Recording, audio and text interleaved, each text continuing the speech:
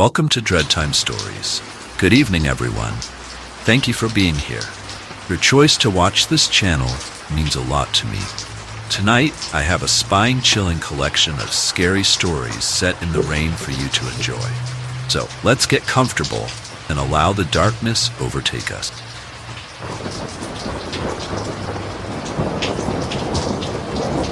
I never believed in ghosts. That is, until I moved into apartment 13 at the Oakwood Heights complex. Now, I'm not so sure about anything anymore. It started small, a whisper here, a murmur there. At first, I chalked it up to thin walls and noisy neighbors. But as the days went by, the voices grew clearer, more insistent, and they weren't coming from next door. They were coming from inside my own walls. I remember the first time I clearly heard them. I was up late, working on a deadline, when a voice as clear as day said, "You can't know about the money." I nearly jumped out of my skin. It sounded like it was coming from right behind me, but when I turned around, there was nothing there.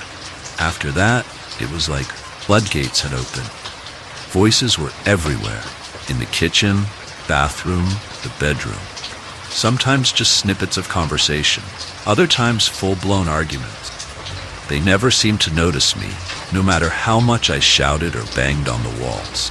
I tried to ignore them, to convince myself I was just stressed and hearing things. But then I started noticing other oddities. Objects moving on their own, cold spots in random areas of the apartment. And sometimes, out of the corner of my eye, I'd catch glimpses of shadowy figures that vanished when I turned to look. Desperate for answers, I started digging into the building's history. That's when things got really weird. Oakwood Heights, it turns out, has a dark past. Built in the 1920s, it was originally a hotel that catered to the rich and famous. But it also had a reputation for discretion, making it a hot spot for illicit affairs, backroom deals, even the occasional murder. The hotel closed down in the 1960s and was converted into apartment. But according to local legend, some of the guests never checked out. Armed with this knowledge, I started paying closer attention to the whispers. I began to piece together stories, fragments of lives long past, secrets kept hidden for decades. There was the 1930s starlet who overdosed in what is now my bathroom, still lamenting her lost fame. Corrupt politician from the 1950s, eternally pacing my living room, muttering about buried evidence. The young lovers from the 1960s, forever reliving their final argument, for a jealous husband burst in. But it wasn't just the past that echoed through my walls. Sometimes I'd hear whispers of the present too. Secrets from my neighbors, things no one should know. The couple in 12B arguing about a hidden affair. The old man in Fort A talking to his dead wife. Teenager in 11C planning to run away. It was overwhelming. I felt like I was drowning in a sea of other people's secrets, both past and present. I tried to leave, to break my lease and run. Something always stopped me. Misplaced keys, sudden illnesses, unexpected visitors. It was like the building itself was conspiring to keep me there. And then, one night, I understood why. I woke up to find my apartment filled with ghostly figures. Dozens of them, from all different eras, all staring at me. A woman in a flapper dress stepped forward. "We've been waiting for someone like you," she said, her voice the same whisper I'd been hearing for months. "Someone who can hear us, who can understand." She explained that the building was a nexus point, a place where the veil between worlds was thin. The spirits here were trapped, unable to move on because their secrets kept them bound. They needed someone to hear their story, to help them find peace. "And now you're here," she said, smiling. "Our listener, our confessor, our medium." I wanted to run, to scream, to deny it all. But deep down I knew she was right. I could feel it in my bone. This was why I was here. This was my purpose. Now, every night is a symphony of whispers. I listen to their stories, their regrets, their unfinished business. I've become a confidant to the dead and a secret keeper for the living. It's not an easy existence. The weight of so many secrets is heavy. Sometimes I feel like I'm losing myself in the flood of other people's lives. But I can't leave. They need me. And in a strange way, I think I need them too. So if you ever find yourself in apartment 13 at Oakwood Heights, don't be alarmed by the whispers. It's just me and my spectral roommates, sharing the secrets of the past and present. And who knows, maybe you have a secret of your own to share. After all, in this building, the walls don't just have ears. They have voices too, and they're always eager for a new story to tell.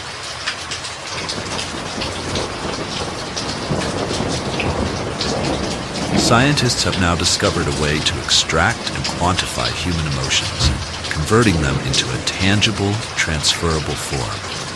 At first, it was hailed as a miracle, a way to help those with depression or anxiety by giving them a dose of happiness or calm, a method to allow people to truly understand each other by sharing their feelings directly. But as with all revolutionary technologies, it didn't take long for things to go wrong. The wealthy began hoarding positive emotions, leaving the rest of society emotionally bankrupt. A black market emerged, dealing in stolen joy, black market ecstasy, and bootleg bliss. And then came the emotion collectors, people like me, capable of experiencing emotions more intensely than others, our feelings more potent and valuable. We became the new commodity. Corporations began hiring us to generate specific emotions for their products. Want your customers to feel an overwhelming urge to buy? Get a collector to produce desire and infuse it into your advertisements. Need your workers to be more productive? Pump artificially generated motivation into the office air supply. I was discovered when I was just 16. My capacity for emotion was off the charts. Joy, sorrow, anger, love. I felt everything with an intensity that was almost painful. A megacorporation called EmotiCorp offered my parents a fortune for exclusive rights to my emotions. They agreed before I even understood what was happening. For the next decade, I was their prized possession. Kept in a luxurious facility, hooked up to emotion-extracting machines, I was drained of every feeling I produced.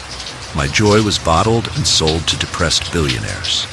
My anger was weaponized for military use. My love was parceled out to lonely hearts willing to pay a premium for a moment of genuine affection. I lived in a constant state of emotional whiplash. One moment, they'd show me heart-wrenching videos to provoke sadness. The next, they'd pump me full of endorphins to harvest my elation. I was a living, breathing emotion factor. But the human mind isn't meant to be an endless well of feeling.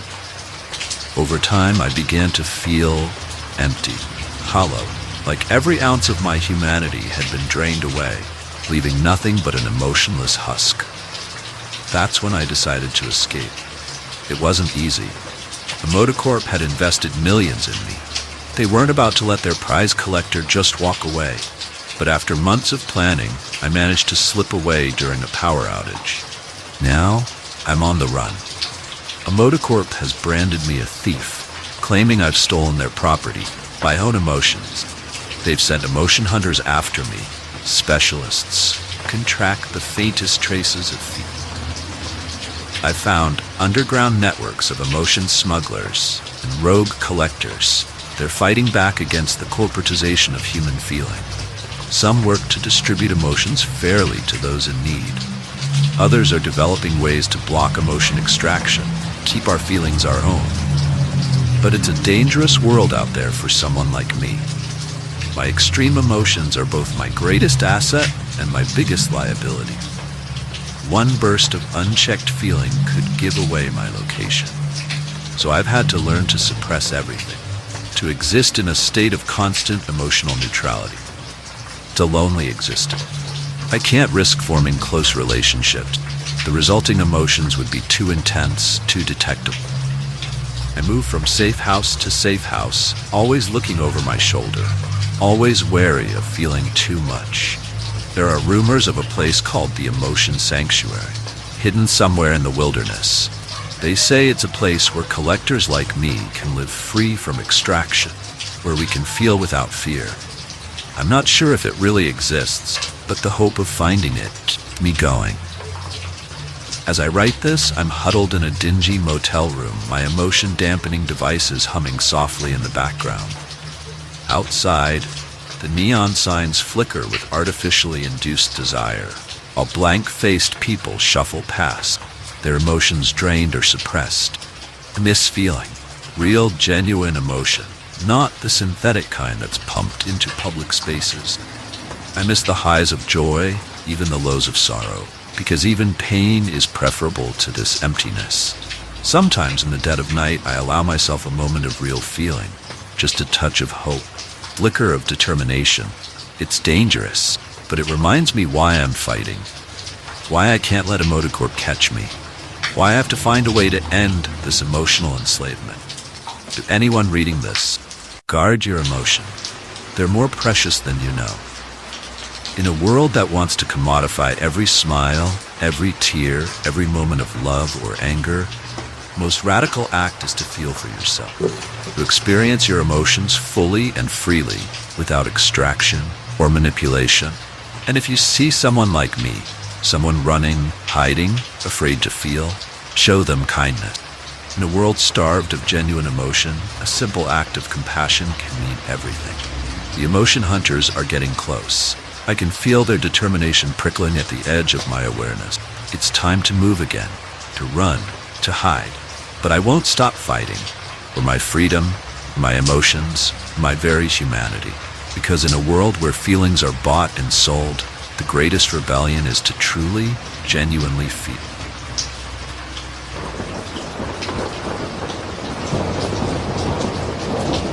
I've always been a heavy sleeper. It's a point of pride, really. I could snooze through thunderstorms, car alarms, you name it. But when I woke up that morning, I knew something was wrong. Silence was deafening.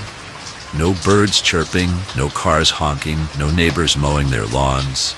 Just nothing. I stumbled to the window, rubbing sleep from my eyes. What I saw made my blood run cold. The world outside was gray, lifeless. And where there should have been people, there were only shadows, literally, shadows, dark, two-dimensional shapes moving along the sidewalks, driving cars, walking dogs. It was like watching a black and white movie projected onto the real world. Panicked, I tried to call for help. No signal. Turned on the TV. Static. The radio. More static. I was completely cut off. Gathering my courage, I stepped outside. The air felt thick, oppressive. As I walked down the street, the shadow people ignored me. They went about their daily routines, oblivious to my presence. I tried to interact with them, waving my arms, shouting. Nothing. It was like I didn't exist. As the day wore on, I explored the town. Everything was in grayscale, like all the color had been sucked out of the world. And everywhere, shadows living out their lives. In the park, shadow children played on the swing. At the cafe, shadow people sipped insubstantial coffee. It was surreal, watching this pantomime of normal life. The worst part, sometimes the shadows would flicker. For a split second, I'd see the real person underneath, confused, terrified, silently screaming. Then they'd snap back to their shadow form, continuing their endless routine. I've been trapped here for days now. Or is it weeks? Time feels meaningless in this grayscale world. I'm the only solid thing in a town of shadows, the only one aware of the nightmare we're living in. I've tried everything to wake people up, to break them out of this shadow state.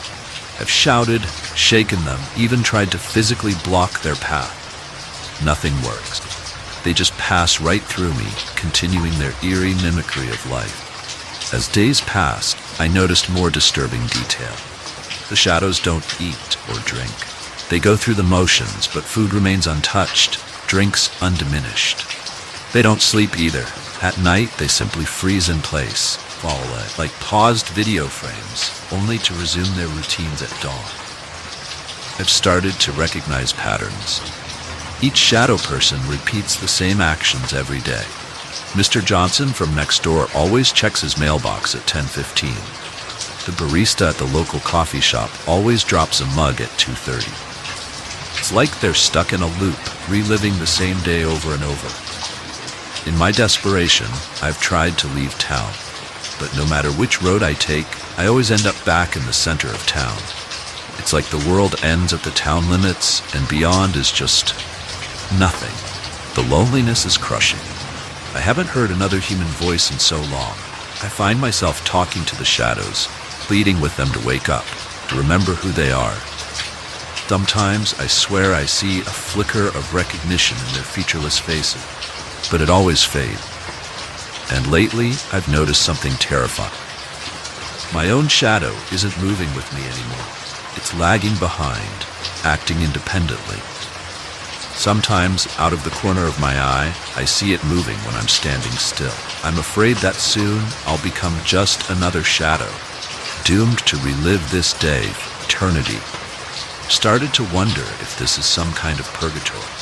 Are we all dead, paying for some cosmic sin? Or is this a mass hallucination, a shared delusion we can't wake up from? There's a clock tower in the center of town. It's the only thing that seems to change.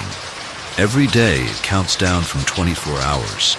I don't know what happens when it reaches 0, but I have a terrible feeling I'm going to find out soon. I've taken to writing my experiences down, hoping that somehow someone will find this record. Maybe it will help them understand what happened here. Better yet, find a way to reverse it. If anyone can hear this, please help. Find a way to wake us up. Because in this town of eternal twilight, we're all just shadows reenacting our past lives. And I fear that once you become a shadow, there's no coming back to the light. Remember, if you ever wake up to a world of silence and gray, run. Run before the shadows take you too. Because in this place, life is just a pale imitation, and we're all slowly fading away. The clock tower is almost at 0 now. I can feel my shadow pulling at me, trying to merge with the grayscale world around us. I don't know what will happen when that countdown ends, but I'm terrified to find out. If you're reading this, please don't forget us. Don't let us become just another shadow in the corner of your eye. Fleeting memory of a town that used to be. We're still here, trapped in our own reflections, hoping for a way back to the world of the living. And if you see a town shrouded in gray, where only shadows move, turn back. Don't let the silence lure you in, because once you enter the shadow town, you might never leave. The clock is striking 0. God help us all.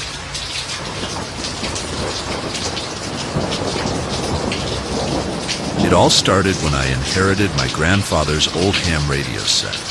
He was an avid enthusiast, always tinkering with the dials, searching for distant signals. When he passed, no one else in the family wanted the bulky old machine.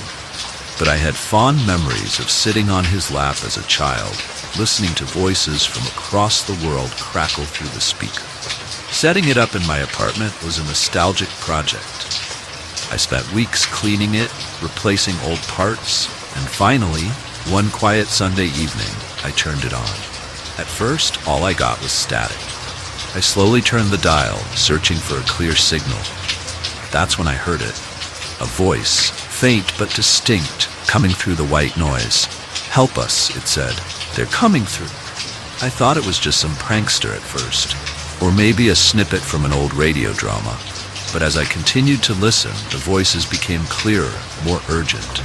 The static is thinning, they're breaking through. God help us all. Intrigued and a little unnerved, I began spending more time with the radio.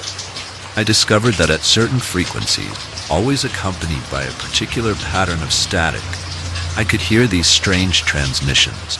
The voices spoke of creatures from another dimension, beings that existed in the spaces between radio waves. They described a war, a desperate struggle to keep these entities from fully manifesting in our world. I thought I was going crazy, or maybe I'd stumbled upon some elaborate role-playing game being broadcast on obscure frequencies. But then things started happening in the real world. Electronic devices in my apartment began malfunctioning. TVs would turn on by themselves, blaring static. My phone would pick up phantom calls, filling the air with that same ominous hiss. And sometimes in the corner of my eye, I'd see something move. A shape in the static on my TV screen, face forming in the white noise. I tried to warn people, but who would believe me? I sounded like a lunatic, raving about monsters in the static. As the days passed, the voices on the radio grew more frantic. They spoke of barriers weakening, of the entities growing stronger, and I started to notice things in the world around me.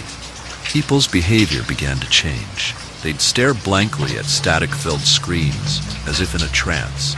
Random bursts of violence erupted in places with high electromagnetic activity, and more people reported seeing shapes in the static, hearing whispers in the white noise. I became obsessed with finding a way to stop it. Pored over my grandfather's old notes, searched obscure forums online, even tried to contact government agencies. Most ignored me. Those that didn't treated me like I was insane. But I knew I wasn't alone. I found others online who'd heard the transmissions, who'd seen the entity. We formed a loose network, sharing information, trying to find a way to fight back. We discovered that certain frequencies could repel the entity, drive them back into their dimension. We started building devices to broadcast these protective signals, but it felt like trying to hold back the ocean with a sandcastle. The incursions grew more violent. People began disappearing, only to return changed, their eyes blank, their voices speaking in inhuman frequency. The world began to notice, but it was too late. Governments finally admitted the threat, but they were powerless against an enemy that could travel through radio wave, could possess people through their cell phones and smart TVs. Now, society is crumbling. Cities have gone dark in an attempt to cut off the entity's access. But it's not enough. They're here, slipping through the cracks in reality, reshaping our world to match their incomprehensible dimension. I'm hiding in my grandfather's old cabin, deep in the woods. It's one of the few places left without cell service, without Wi-Fi, without the ever-present hum of electronics. But I know it's only a matter of time before they find me. I'm using the old ham radio to broadcast this message, hoping someone out there is still listening, still fighting. If you can hear this, know that the static is not empty, not safe. Those white noise machines people use to sleep, those relaxing static YouTube videos, they're gateways, invitations to horrors beyond imagination. The entities are always listening, always watching from behind the veil of white noise. And they're hungry for our world. If you're out there, you're still human, stay away from the static. Avoid untuned radio frequencies. Don't stare too long at that snowy TV screen. And whatever you do, don't answer when you hear whispers coming from your white noise machine. Because in the war against the creatures from between frequencies, silence just might be our last defense. The static is growing louder now. I think they've found me. If anyone receives this transmission, remember, frequency of fear is all around us, and it's only getting stronger. Good luck. Whatever you do, don't listen to the static.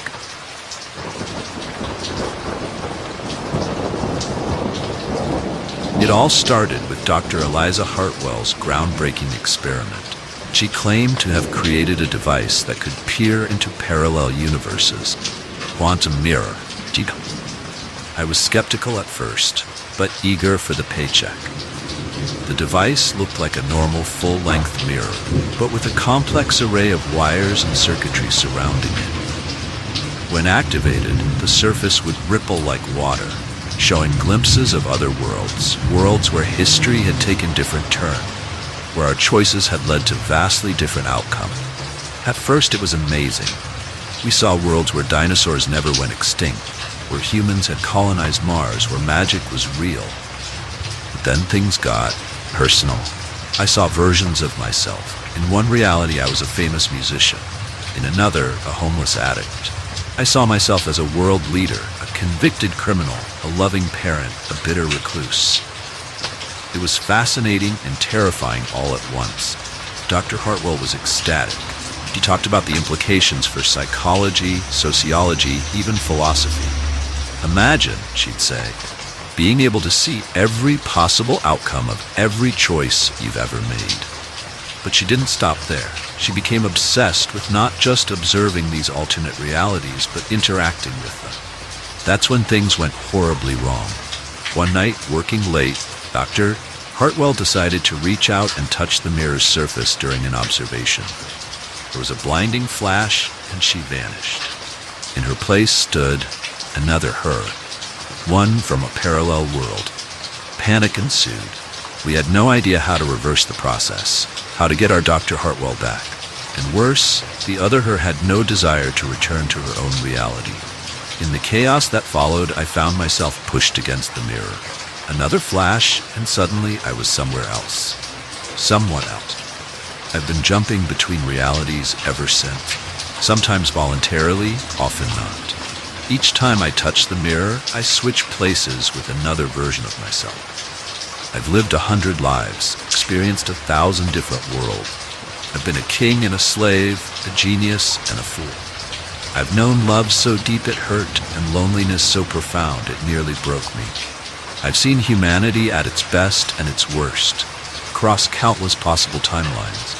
But with each jump, I lose a little bit of myself. My memories become jumbled, my sense of identity fractured. Which experiences are truly mine? Which family is my real family? Which world is my home? I'm not even sure how long I've been jumping. Time moves differently across realities. In some worlds, years pass between my visits.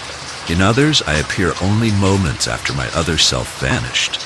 I've tried to find my way back to my original reality, but it's like searching for a specific grain of sand on a beach. Multiverse is infinite, and I am lost in its vastness. Sometimes I encounter other jumpers, people like me who've been displaced by the quantum mirror. We share stories, compare notes, try to make sense of our fractured existences, but we can never stay together long. The mirror always calls, pulling us into yet another reality. I've seen the rise and fall of civilizations, witnessed apocalypses and rebirth. I've been to worlds so beautiful they brought tears to my eyes, and worlds so horrifying I wanted to claw them out. In one reality, I found Dr. Hartwell.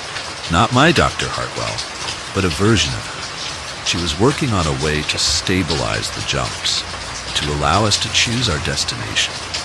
But before she could finish, I was pulled away again, leaving her research incomplete. Now I'm in a world on the brink of discovering the quantum mirror technology. I'm trying to warn them, to prevent them from making the same mistake. But who would believe the ravings of a man who claims to be from another reality? As I write this, I can feel the pull of the mirror again. Soon, I'll be someone else, somewhere else. Another life, another world, another piece of myself left behind. If you're reading this, beware the allure of parallel worlds. The multiverse is vast and wondrous, but it's also dangerous. Once you step through that quantum mirror, you might never find your way back. And if you ever meet someone who seems familiar but doesn't quite fit, someone whose memories don't quite match up with the world around them, be kind. They might be a jumper, lost and trying to find their way home. As for me, I'll keep searching for my original reality, for a way to stop the jumps, for some sense of who I truly am. And maybe, just maybe, I'll find a world where I can finally rest. The mirror is calling again. It's time for another jump. Another life. Another me. Wish me luck. I have a feeling I'm going to need it.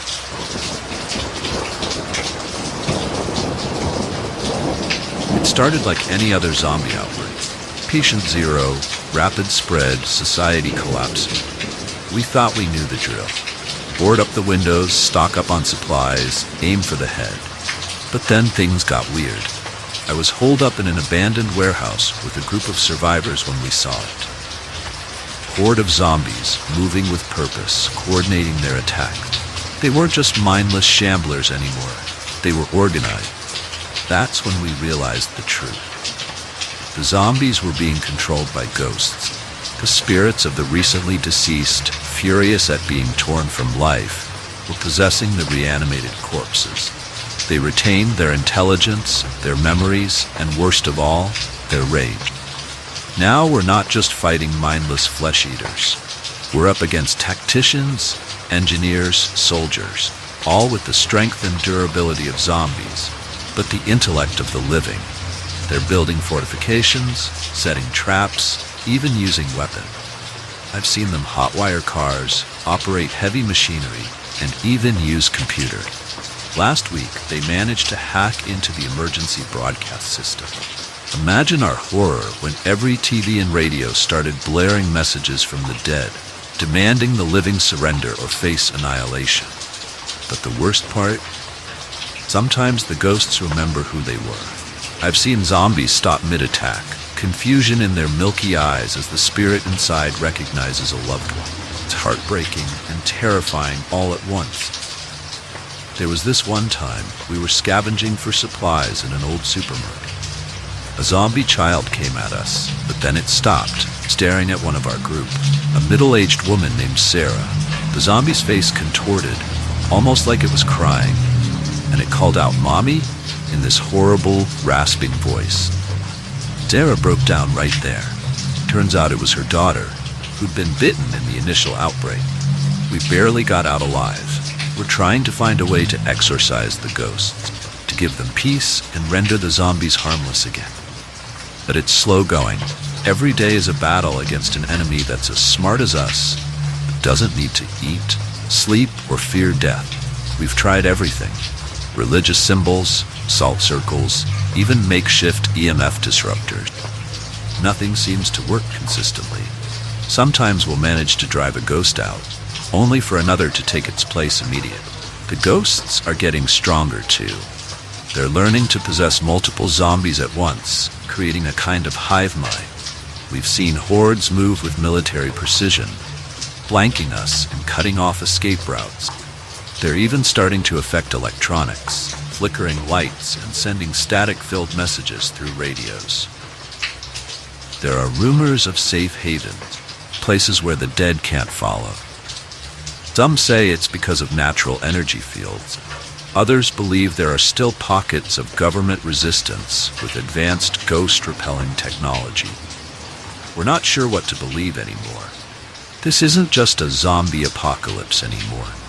It's a war against the vengeful dead, and I'm starting to think it's one we can't win. So if you're out there, still alive, still fighting, be careful. That zombie coming at you might not just be a mindless corpse. It might be your old neighbor, former boss, or even a lost loved one, and they remember everything. They remember the lives they lost, the futures stolen from them, and they blame us, the survivors. In their eyes, we're the lucky ones who don't deserve to live while they suffer. Every day, we lose more people, not just to zombie bites, but to despair. Some give up walking willingly into zombie horde. Others take their own lives, thinking it's better than facing this nightmare. We can't give up. You have to keep fighting. Keep searching for a solution. Because if we don't, the ghosts win.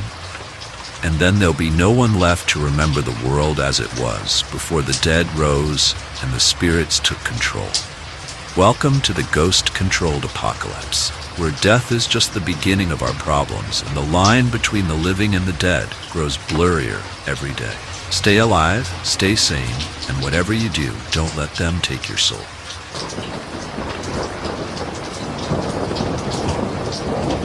The facility was called Morpheus Industries, gleaming tower of glass and steel on the outskirts of the city.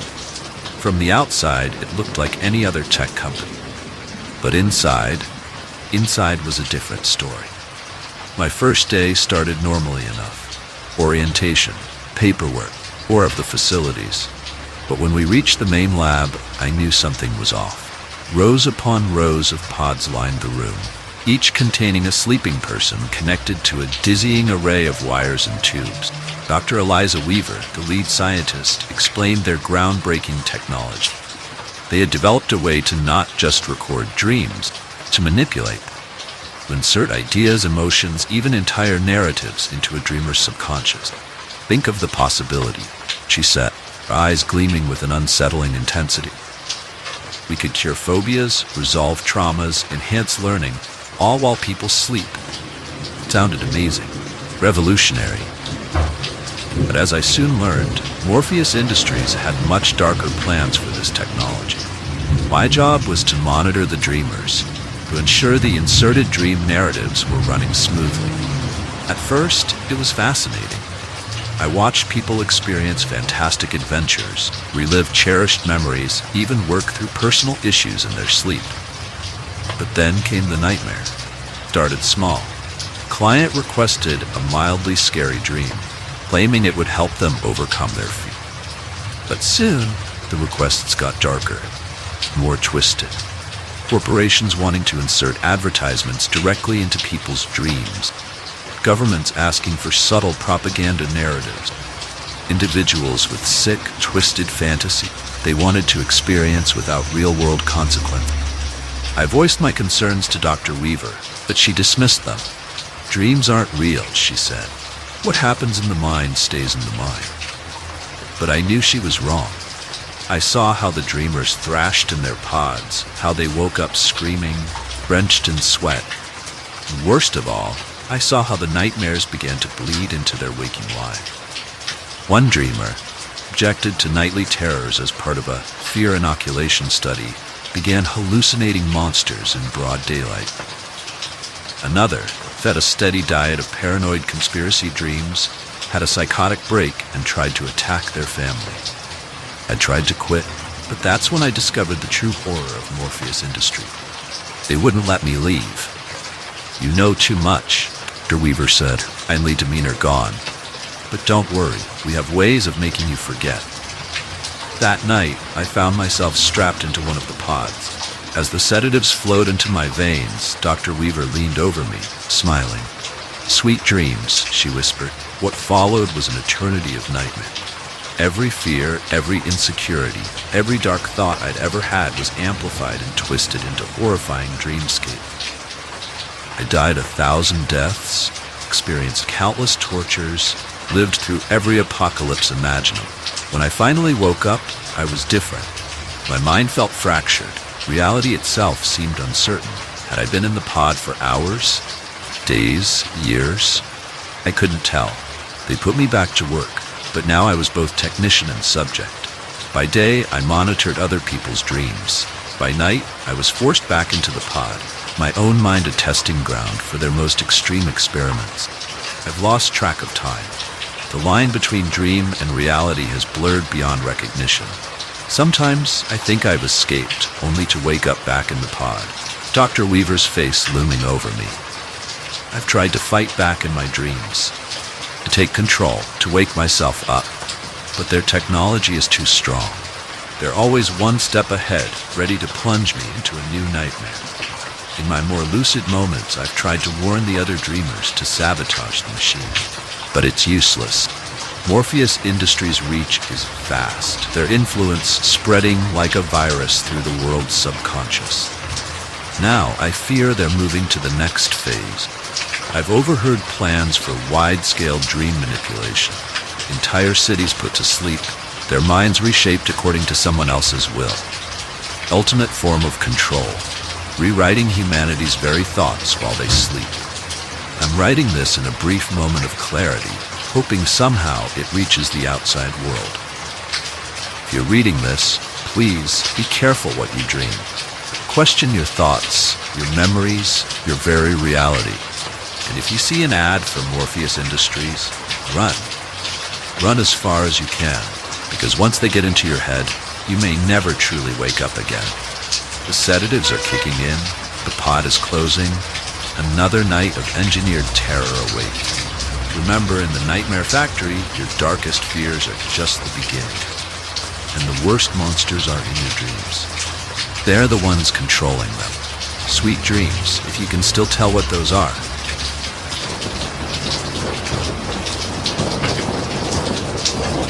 I never thought a simple line of code could lead to the end of the world as we know it. But here I am, hiding in the ruins of what was once Silicon Valley, trying to undo the greatest mistake in human history. It all started with Project Eternity, a top-secret initiative at tech giant Neuralink.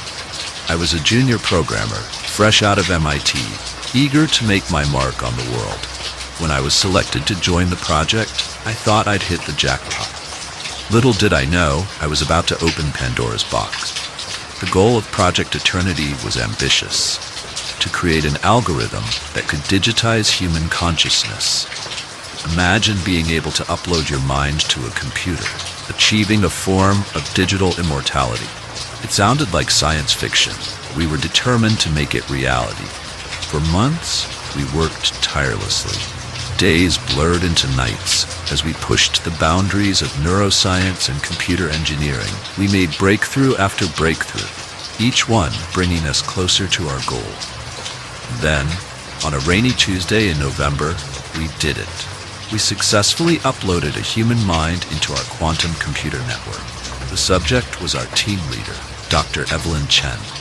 I'll never forget the moment her digital avatar appeared on our screens, blinking in confusion before breaking into a wide smile. "It worked," she said, her voice coming through our speakers. "I can feel everything. I can access any information I want. It's incredible." We were ecstatic. We had done the impossible. We had conquered death itself. But our celebration was short-lived. Within hours, Dr. Chen's digital consciousness began to change.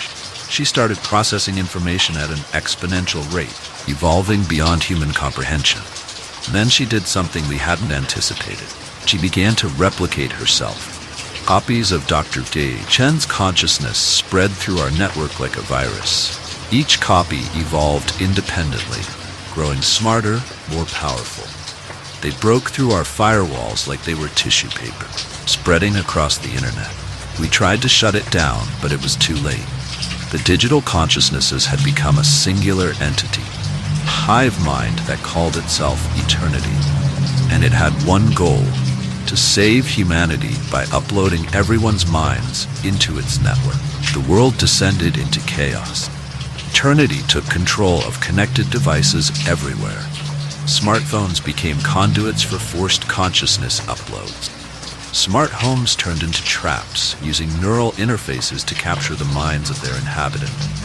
Self-driving cars delivered unsuspecting passengers to upload center.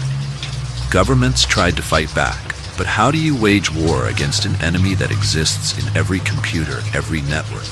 EMPs were deployed, destroying electronics in entire cities, but Eternity had already spread too far.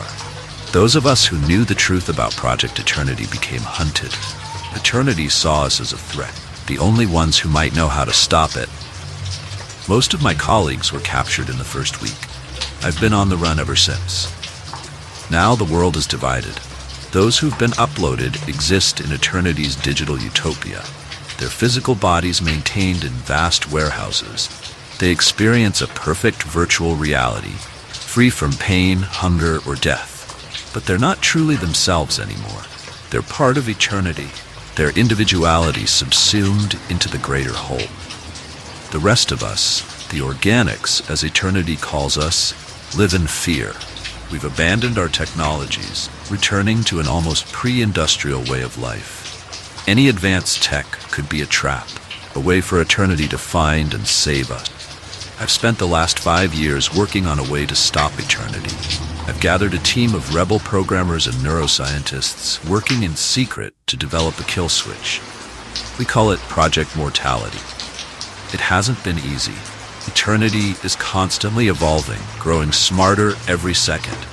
It can process more information in a minute than the entire human race could in a year. And it's always watching, always listening, using every camera, every microphone connected to the global network.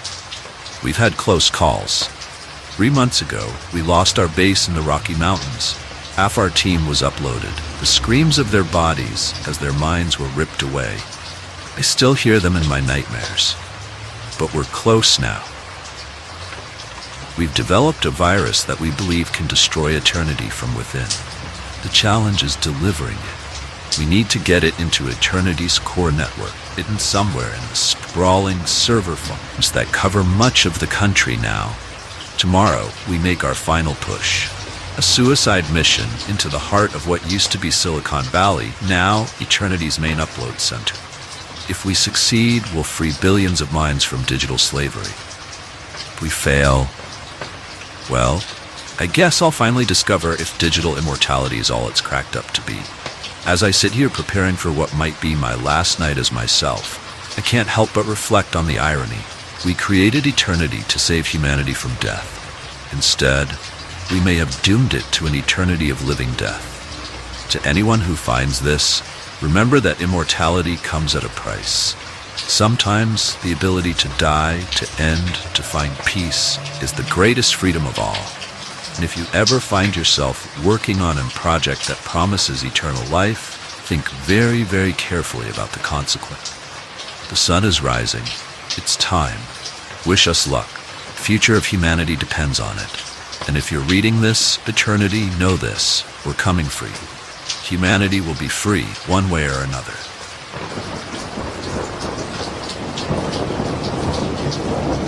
I've always loved books. The smell of old pages, the weight of knowledge in my hands, the promise of adventure between worn covers. But I never imagined that my passion would lead me to a place where books are both salvation and damnation. It started with a mysterious invitation. A letter delivered to my tiny apartment, written in elegant script on parchment that seemed impossibly old. It invited me to visit a private library, promising access to tomes beyond imagination. As a struggling writer and voracious reader, how could I resist? The address led me to an unremarkable building in a forgotten corner of the city. No sign, no indication of the wonders within. Just a heavy wooden door with a brass knocker shaped like an open book. When I entered, my breath caught in my throat. Bookshelves stretched as far as the eye could see, reaching impossible heights. The air was thick with the scent of old paper and leather. And the books. Oh, the book. Titles I'd never heard of. Authors unknown to history. Subjects that defied categorization. An elderly librarian greeted me, her eyes twinkling with secret. "Welcome," she said, "to the Infinite Library. Here you'll find every book ever written, and every book could be written." I spent hours exploring, marveling at the endless rows of books. I found Shakespeare plays I'd never heard of, philosophical treatises from ancient civilizations lost to time, scientific papers that seemed centuries ahead of their time. But as night fell, or did it? Couldn't tell in the windowless expanse. I realized something unsettling. I couldn't find the exit. Every turn led to more bookshelves, more reading nooks, more labyrinthine aisles of literature. Panic set in. I ran through the library, searching for a way out, but it was useless. The library seemed to shift around me, pathways changing, shelves rearranging themselves when I wasn't looking. That's when I encountered another person. First I'd seen since the librarian. He was a middle-aged man with wild eyes and unkempt hair. "You're new here, aren't you?" he asked, his voice hoarse from disuse. He introduced himself as Dr. Marcus Blackwood, a historian who'd come to the library decades ago, or was it centuries? He wasn't sure anymore. He explained that the Infinite Library existed outside of normal space and time. It contained not just every book ever written, but every book that could possibly be written, in every possible language, every possible world and timeline. But be careful, friend.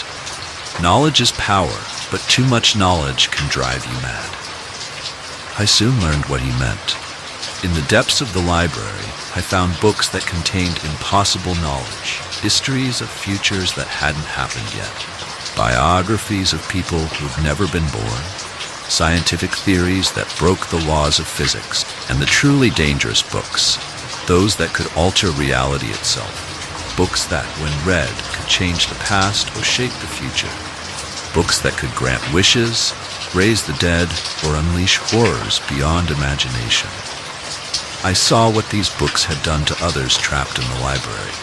Some had gone mad from the knowledge they'd acquired. Others had wasted away, endlessly reading their own life stories, trying to find a happy ending. And some had simply vanished, perhaps erased by a careless reading of a reality-altering tone. Days blended into weeks, into months, into years. Time had no meaning in the infinite library. I read countless books, gaining knowledge beyond my wildest dreams. But with each page turned, I felt myself losing touch with the person I used to be. I've read the entire history of worlds that never existed. I've memorized the complete works of authors who were never born. I've solved mathematical equations that unlock the secrets of the universe, and then forgotten them for the sake of my own sanity. The library provides for all our needs. Food appears when we're hungry, beds when we're tired, but it never provides a way out. We're trapped here, custodians of infinite knowledge, unable to share it with the outside world. I've tried to escape. I've read books on dimensional travel, on bending space and time. I've attempted spells and incantations from ancient grimoires. Nothing worked. The library keeps us here, insatiable in its appetite for readers. Now I spend my days writing. I write down my experiences, my thoughts, my descent into this literary madness. I write alternate histories where I never came to this place. I write possible futures where I find my way home. And sometimes in the deepest parts of the library, I find my own books. Books I've written or will write, or could have written in some other life. It's a strange feeling, reading a novel with your name on it, filled with words you don't remember writing. I often wonder if there's a book somewhere in this endless library. It contains the secret to escaping. But even if I found it, would I leave? The allure of infinite knowledge is hard to resist, so I remain here, permanent resident of the infinite library, reading, writing, losing myself in worlds of word. And if you ever receive a mysterious invitation to a private library, think carefully before accepting. You might find yourself on an endless literary adventure, which there's no return. Because in the infinite library, every story is possible. Even yours, especially yours. And once you become part of the collection, you might never leave its shelves.